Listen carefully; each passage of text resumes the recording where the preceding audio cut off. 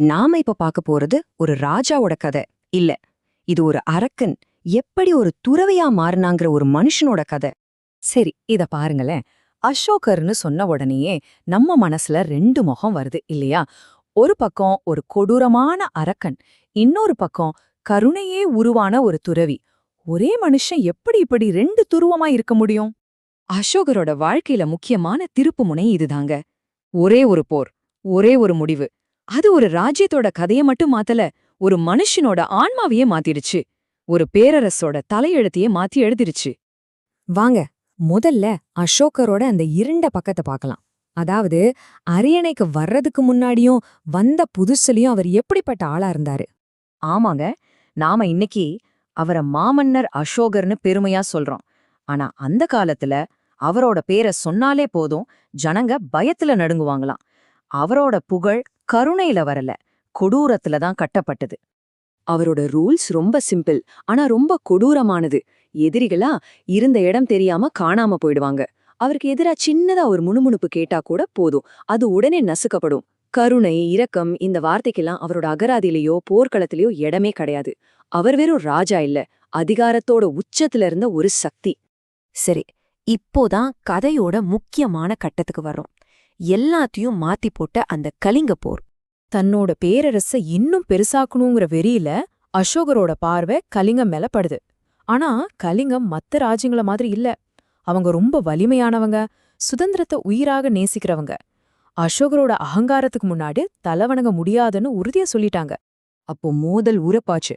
அதுக்கப்புறம் நடந்த போர் சரித்திர புத்தகத்துல நாம படிக்கிற மாதிரி ஒரு சாதாரண சண்டையே இல்ல.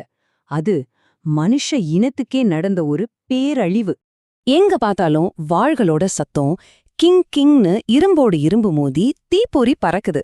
அந்த போர்க்களமே அந்த சத்தத்துல அதிருது. கூடவே வலியாலையும் பயத்தாலையும் வீரர்கள் போடுற மரண ஓலம் வானத்தையே பிளக்குது. ஒவ்வொரு அலறலும் ஒரு குடும்பத்தோட கதறலா இருந்துச்சு. கடைசியில எஞ்சி நின்னது ரத்தம் மட்டும்தான். போர்க்களம் முழுக்க ரத்த ஆறோடுச்சு. வெற்றியோட நிறமே சிவப்பா மாறிடுச்சு.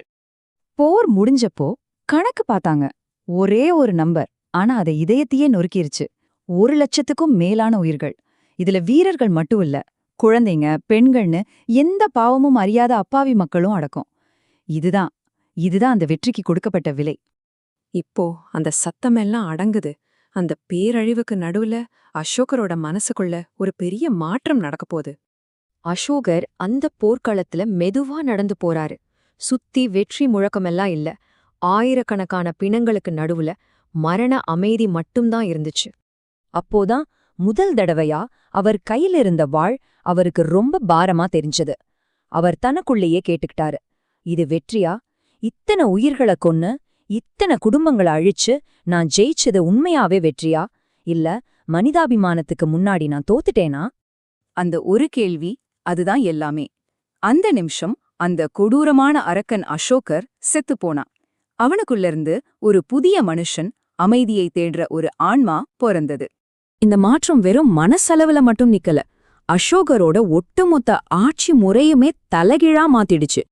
அவரோட மாற்றம் எவ்வளவு ஆழமா இருந்துச்சுன்னு தெரிஞ்சுக்க இந்த ஒரு உதாரணம் போதும். யோசிச்சு பாருங்க. முன்னெல்லாம் ஒரு வீரன் ஓடி வந்து மன்னா வாசல்ல எதிரிங்கன்னு சொன்னா அடுத்த நொடி அசோகரோட பதில் தாக்குங்கன்னு தான் இருக்கும்.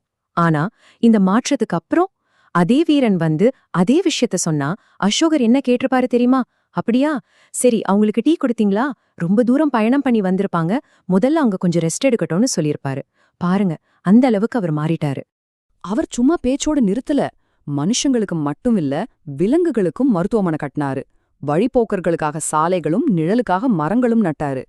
வாளை ஏந்தின அதே கையால தர்மத்தை, அதாவது அறவழியா ஏந்தினாரு. இரக்கமும் மனிதாபிமானமும் தான் அவரோட ராஜ்யத்தோட புது சட்டமாச்சு. ஆக முக்கியமான விஷயம் இதுதான். சரித்திரத்துல எத்தனையோ மாபெரும் வெற்றியாளர்களை நாம பார்த்திருக்கோம். ஆனா ஏன் இன்னைக்கு நாம அசோகரை பத்தி பேசுறோம்? ஏன்னா அவர் வெளி உலகத்தை ஜெயிக்கிறத விட பெரிய காரியமா தனக்குள்ள இருந்த அரக்கனை ஜெயிச்சாரு. அதுதாங்க உண்மையான வெற்றி. கடைசியா அசோகரோட கதை நம்மகிட்ட ஒரு கேள்விய விட்டுட்டு போகுது. உண்மையான பலம்னா என்ன? மத்தவங்கள அழிக்கிற சக்தியா, இல்ல செஞ்ச தப்ப உணர்ந்து நம்மள நாமளே மாத்திக்கிற தைரியமா? நீங்களே யோசிச்சு பாருங்க.